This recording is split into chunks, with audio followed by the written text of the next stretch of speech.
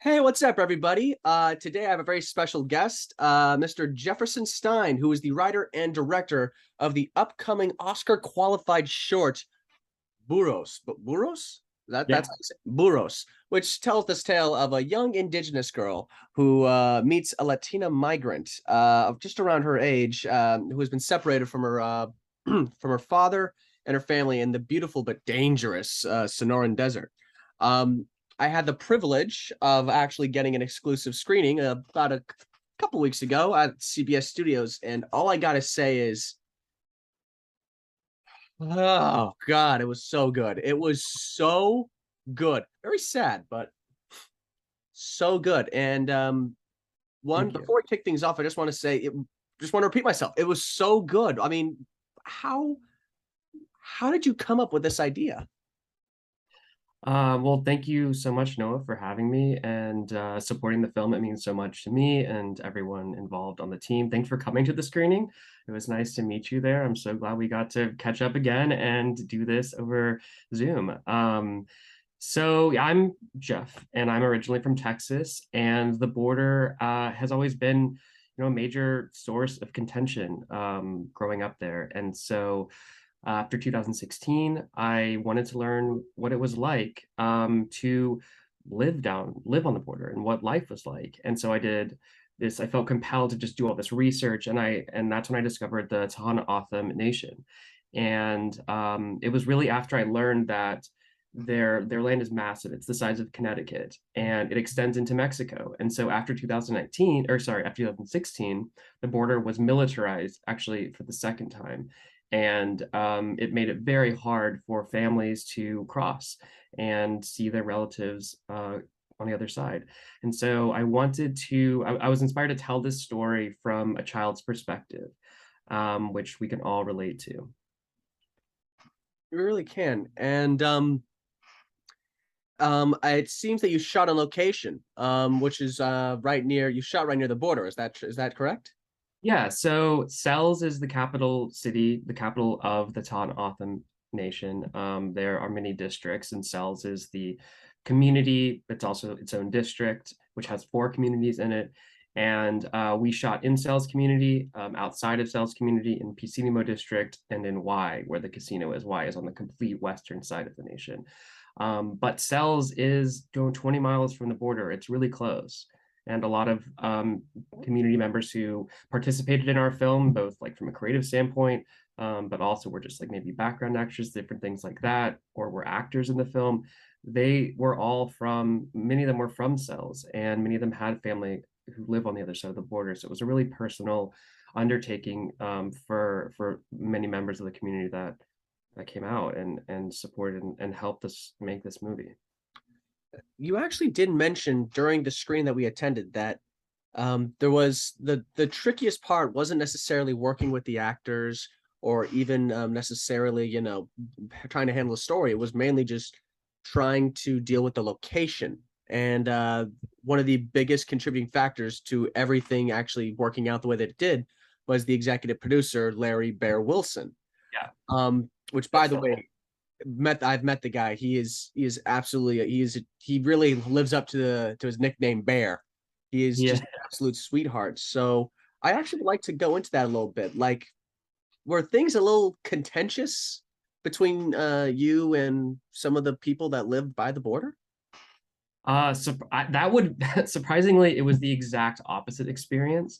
I wrote this film in 2017, and I sat on it for years because I didn't know or could, how it might work. I mean, who would let me make this, and would it be a contentious thing? These are all these things that kind of were running through my mind to the point that it really debilitated me from even like asking or trying. And so when we did try, we drove there. We actually got on the Cells Community Council's docket. And it was the first day they had just had elections. And so it was the first day that Bear was taking over as the leader of the community council for the Cells community.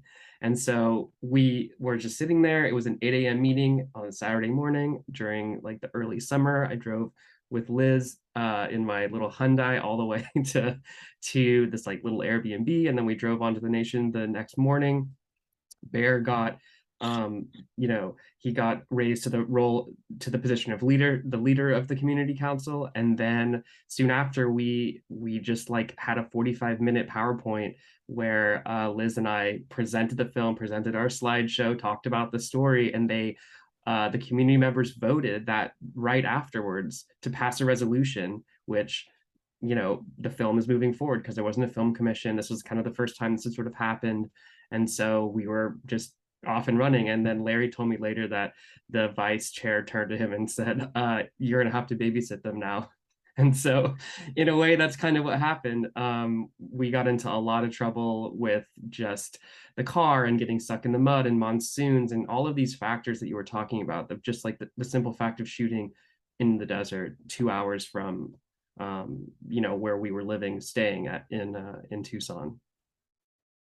Man, it's good to know that, the community was helping out, but it's also good to know that it's like, look, these are outsiders. We can you just like kind of guide them in the right direction. So it's always good to have, the people the people of the community that you're technically representing actually have a say in how the film is portrayed.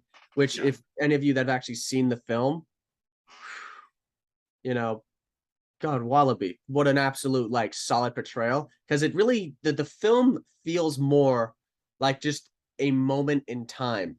And Thank you. That's awesome. yeah, Yeah. sorry, I'm trying not to spoil the ending because Yeah. like kind of that's all I'll say. But one thing that was actually like super fascinating is that the two main characters don't speak the same language. One speaks Mhm. Spanish, the other speaks Indigenous. Is that the correct way of phrasing it? Speaks Indigenous, or is It's there? an indigenous language. Yeah, it's an indigenous language. It's called O'odham. It's spoken by the Tana O'odham, and it's I think there's only like a hand, like I don't know, a couple thousand speakers of it currently.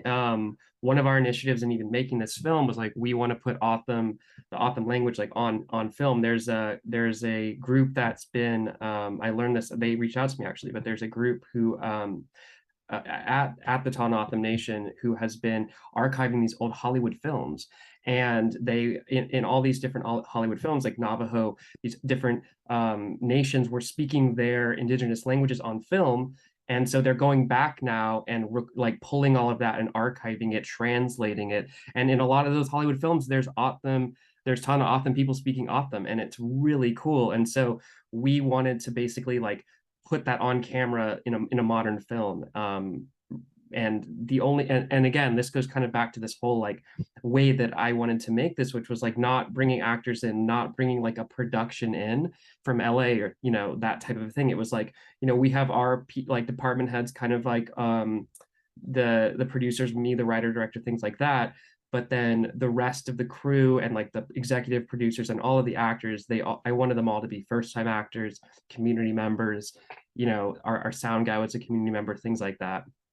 So you more or less went with the Chloe Zhao approach of filmmaking, which is necessarily as look, you have everyone on the technical side, you have your DP, you have all these people, but at the same time, you want to tell a story about life and you want it to be as authentic as humanly possible. So what do? You pull from actual people.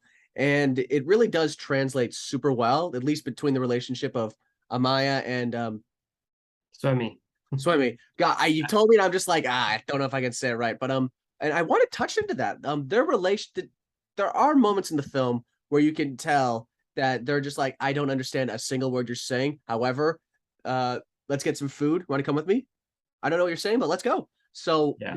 how did you build their chemistry? Because by the end of the film, you really do feel that they have built a very strong relationship with each other. So how did you manage to really utilize that chemistry? That is actually the first time I've gotten that question. But I just coming to mind, we talked about it a little bit at the screening, but so Swemi, we discovered her at a Spanish speaking elementary school. And so she was like learning English. She knew some English, but she was still learning it. Now she's fluent, but back then she wasn't. And Amaya didn't know any Spanish. And so yeah, when we showed up day one, they really couldn't understand each other because Amaya spoke English, Swami spoke a little English. But what happened was we did a 4 day shoot, and we shot we shot kind of in order, I would say. It wasn't like perfectly, but it was like that was definitely a goal of mine. If I could have had anything, I would have wanted to shoot it perfectly in order for this reason. But we had to drive 2 hours to set every day. And so we had a big like we had the, oh yeah, we had the Suburban, which ended up being the Border Patrol car. And so we would drive the Suburban. We had to build our own border, so we rented a Suburban, and we put all the Border Patrol, art on it, and then covered all the art up.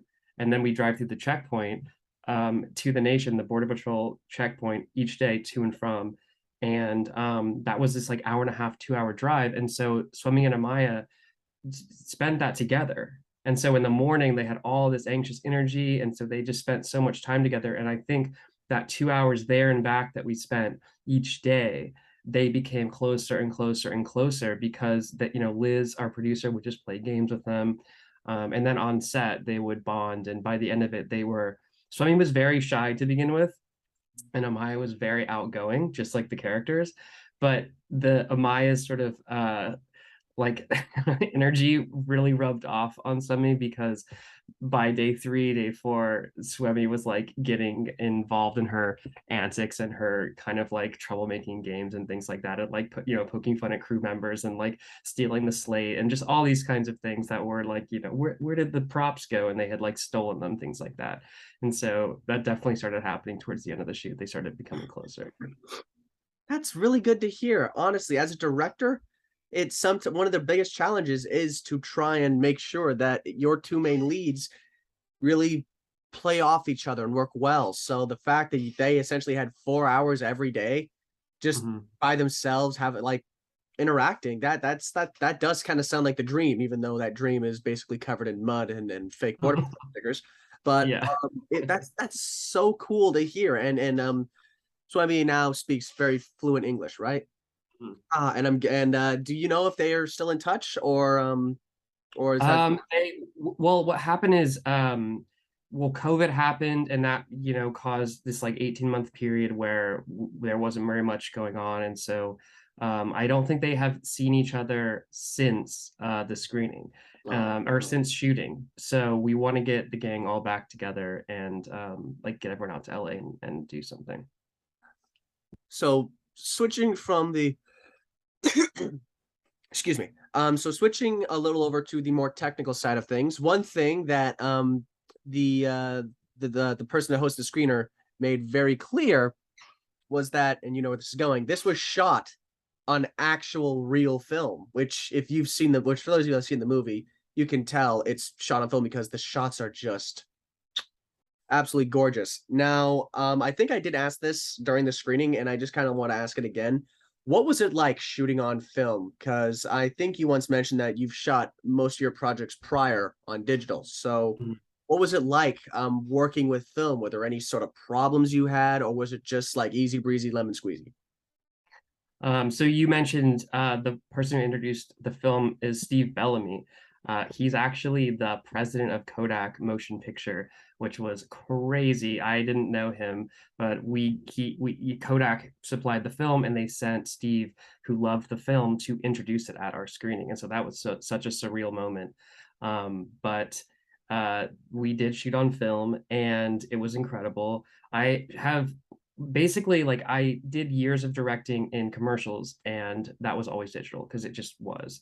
And it was just cheaper and better for the clients, and you could get this big HD monitor, and that was just kind of the way it went from a budget standpoint. But for this film, I really wanted to shoot on film. I was kind of in between 35 2 perf and 16. And I was gonna go with 35 2 perf. It was more expensive, but I wanted that like wide angle kind of landscape. I wanted scope, which is, this sort of like longer frame that you see typically in like cinema and things like that. I wanted that to emulate the old westerns, because the desert is wide and vast, and that was going to be the perfect frame. But there was a company called Hawk. They make these lenses that are anamorphic lenses for the 16 millimeter format. And my DP called them the unicorn lens because there's only a couple that exist in the world.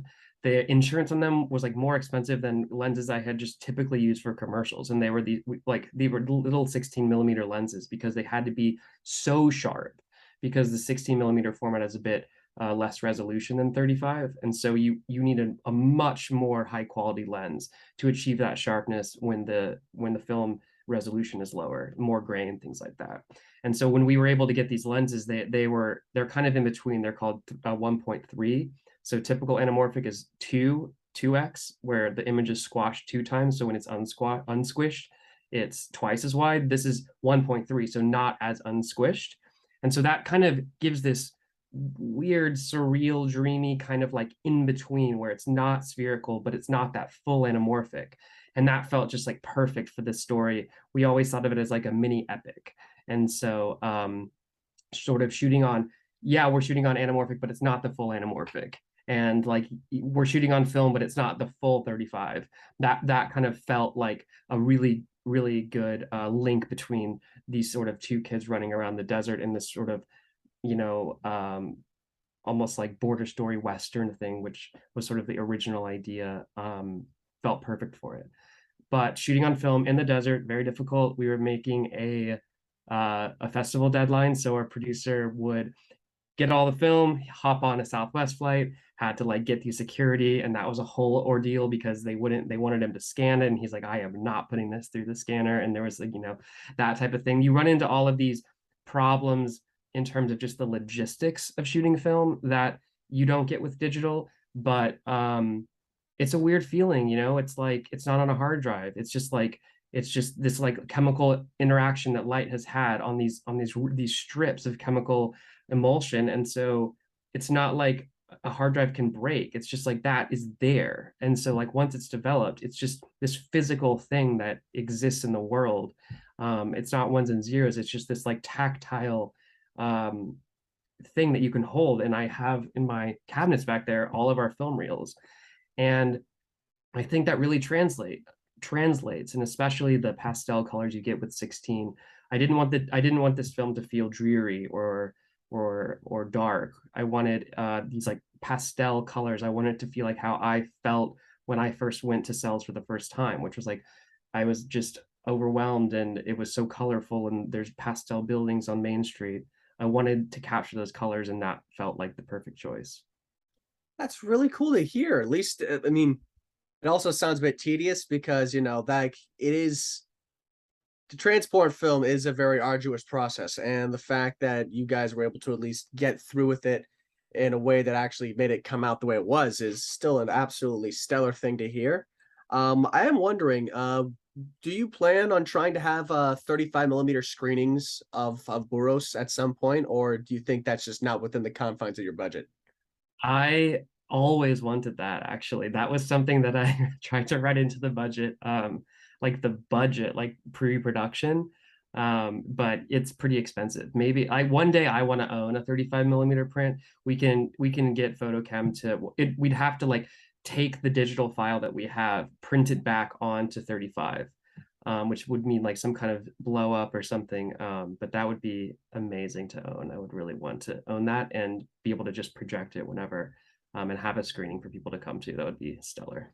It really would be. I do think this film warrants a release like that because, just the sharpness of the color and the actual, you're right, it's the scope of the film. This does have it's a small story shot with a massive scope, and it really does translate so well to the themes of where we eventually see, our characters go through, especially towards the latter part of the movie. Now, before I get into more technical stuff with you, I kind of would like to know. I know you brought it up, but I kind of want to talk about it again. So there's a scene that takes place in a casino. Mhm. How did you get that done? Because, kids aren't supposed to be in casinos. So how did you manage to, well, shoot it? And that was one of our kind of only real sort like points of contention within the making of it as far as the community. The casino is its own separate thing. It's not part of the sales community or anything. It's got its own. There's a bunch of rules and laws and like the gaming commission, and it needs to be very it's regulated, and there's very strict rules, and one of those rules is a kid can't go in the casino. Like just no, the kids can't go in.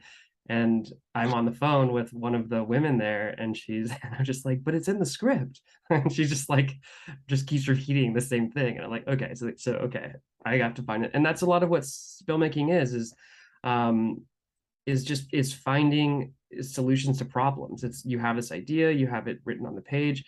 It's you're going to have to make compromises, and sometimes they're not compromises. Sometimes they're just creative solutions to that turn out better. And so I wanted them to kind of run through the casino, but not to spoil kind of what happens. But instead of that, we shot it in a way where the casino is the background, and I used the sound design and kind of like showing two different backgrounds. And as we move from one area into the casino and this like very special moment happens, I tried to use the sound design to move away from the score and then into the sounds of the casino and all of the chinging and all of the like bells and whistles and all the beeping and things like that, and the money kind of like coming out, to feel like we're in the casino. And then the 16 millimeter like made all the colors pop, and it was great.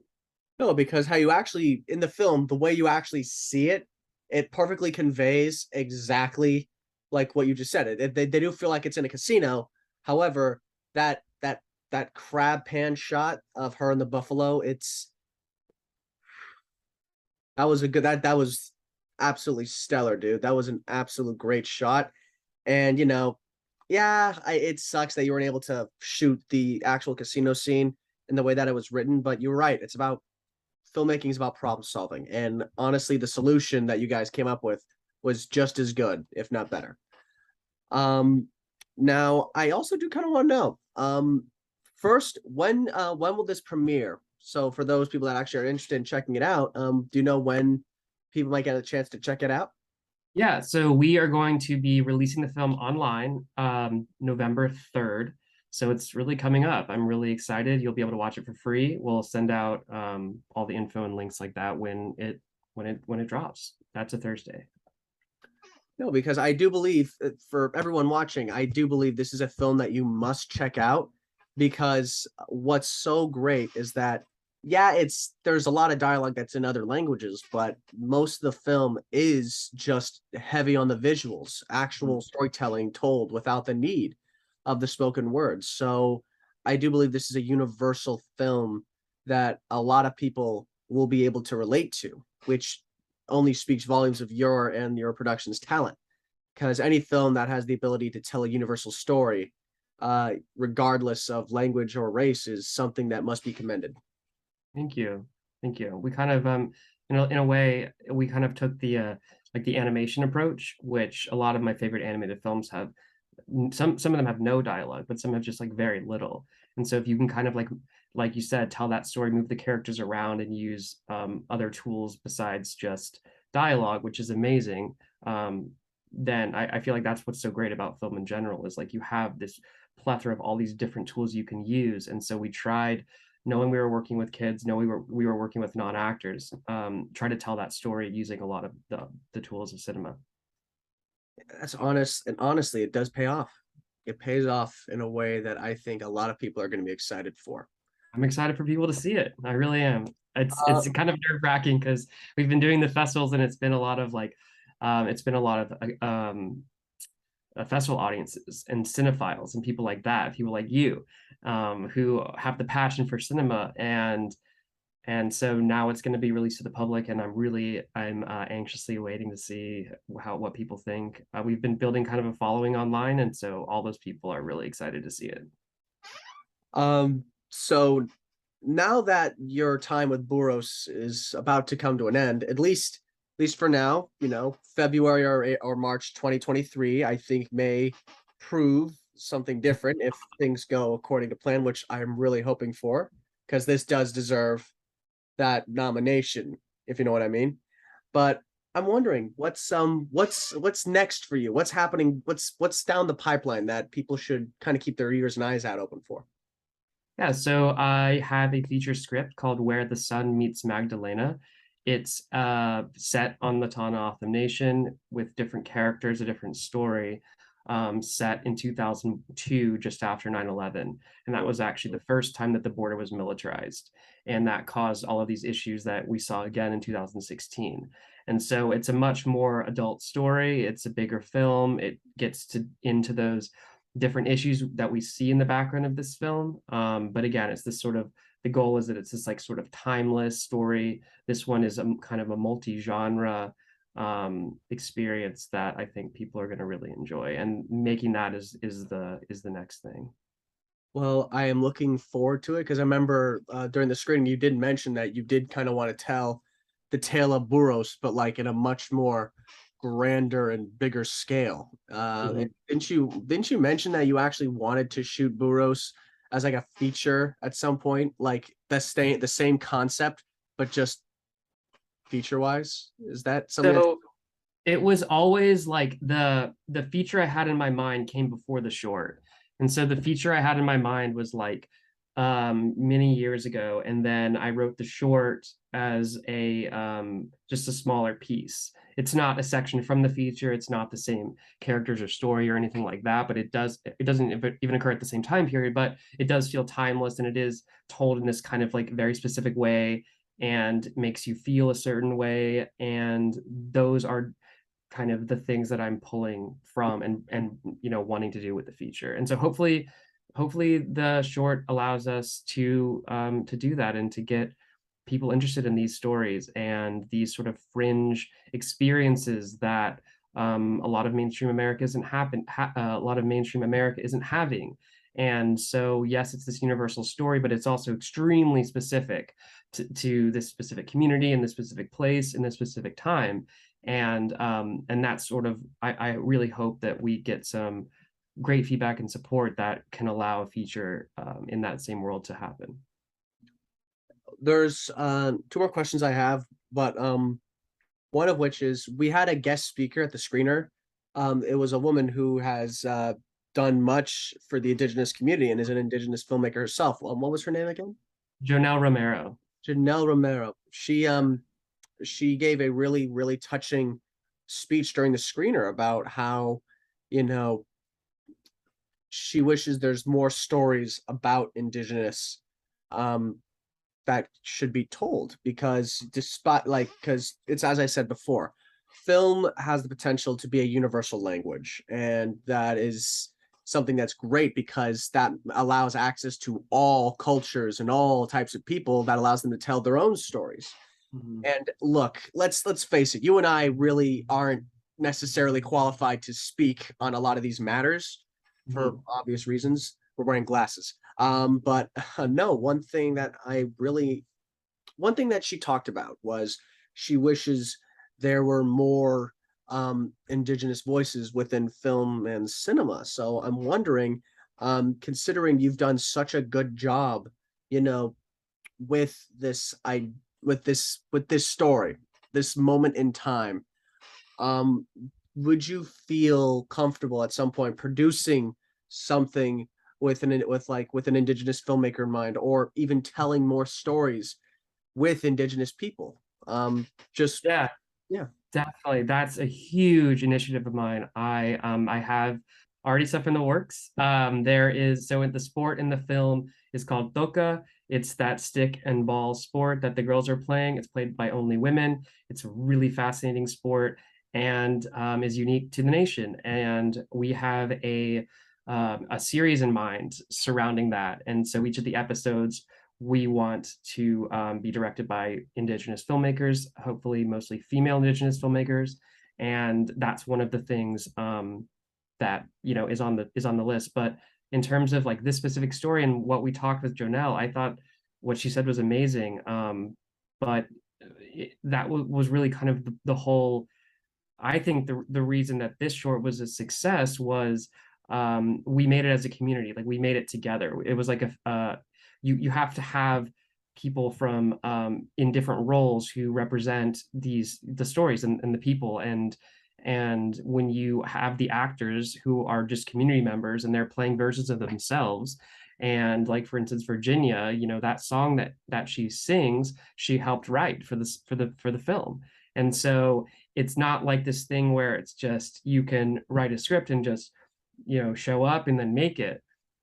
It has to be, in my opinion, it really has to be done with care and with authenticity and with the members who are in the community in mind. And we went back at the end of the summer and we got to show the film for the first time to we did 2 screenings at the Baba Kivri High School, and the response was so emotional for the members, for me, for Bear. We did a Q&A afterwards, and it was just like it was really heavy. I think they, seeing yourself up on the screen, it was a big screen. They would, a girl said, like, seeing myself up there, it's really powerful. And Bear told me on the phone after, he said, just because I always keep him in the loop of like where we're playing next, because we've gotten to play all over the world. And he's like, just knowing that like there's someone out there in a foreign country watching little kids from, the sales community up on, it's so overwhelming. I think that's so cool. And that was the goal. And I think that only happened because we made it how we made it. And we made it with as a community, in the community in mind, as best we could. And that's really all you can do at the end of the day. And I really do hope that this film, at least it could be a big way, but I'm hoping at least in small ones, it does acknowledge, the voice of Indigenous people and allows them to actually get more stories told. Because I do believe that there are certain groups of people who, don't need to get all mushy here, but, there's voices that I don't think we've necessarily heard yet. Definitely. With how many films there are, I think, audiences could benefit from just another voice that we haven't heard, a story that, has yet to be told. And here's hoping for the future with more films with Indigenous voices in mind. Definitely. That sounds amazing. All right, last one. I won't take up any more of your time, but you talked about having more films in development, right? Or at least scripts and whatnot. But with filmmakers, especially directors, comes like passion projects, things that just thinking about makes a director froth. So I'm wondering, what's a passion project of yours that you really really hope at some point in your future you get to make? I have, I mean, in my mind, I have it like all planned out, right? Like I'm gonna do this feature first, and this feature second, and this feature third. So like all three of those films that I have planned are passion projects. I don't want to really talk about them quite yet, but I want to be a director who is lucky enough to be able to just continuously make passion projects. Burroughs was a passion project. The feature script, the feature Magdalena, that's a passion project, right? Like that's that's what I want really, is to be able to kind of like keep telling stories in the way that I want to tell them, in a way that feels right. And so that's kind of hopefully the path that I'm on. And some of my favorite filmmakers have gotten to do that. And so I hope to follow in their footsteps. I honestly can't think of a better answer. Actually, except one. I want to make. No, I'm joking. No, but I really do. I'm looking forward to more of what you can make because honestly, the experience I had with Burroughs was such a visceral one. So like there's very rarely are there a few shorts that really just kind of like hit you in the chest. One that comes to mind is Stenofonen, which was by this Danish filmmaker Nikolai Copernicus, and that was another film that really just hits you in the gut. And I've noticed, at least within the past couple of years, more foreign. I have to put that in quotations because indigenous are called indigenous for a reason, but foreign films that actually really start making like splashes and impacts. So I do think that the market is really starting to accept a lot of these ideas and stories that aren't from people that speak English. So I'm very excited to see where not only your career goes forward, but the careers for everyone involved in the making of Buros. Thank And you. honestly, I wish the best of luck to you from one filmmaker to another because it sometimes can be a grind, but once you get to reach a certain point in your career where you can actually make things, there's nothing sweeter in the world. Well, thank you. On behalf of Liz and Doug and Russell and Corey and Brett and myself, I just thank you so much from our team for having me here and representing Burroughs and supporting the film and being interested in it. It's so cool. It makes us all really happy, and thank you so much for taking the time to talk to me today. Hey, not a problem. I really appreciate you having you on. To everybody watching, Burroughs releases November 3rd online. We will have a link to it in the description.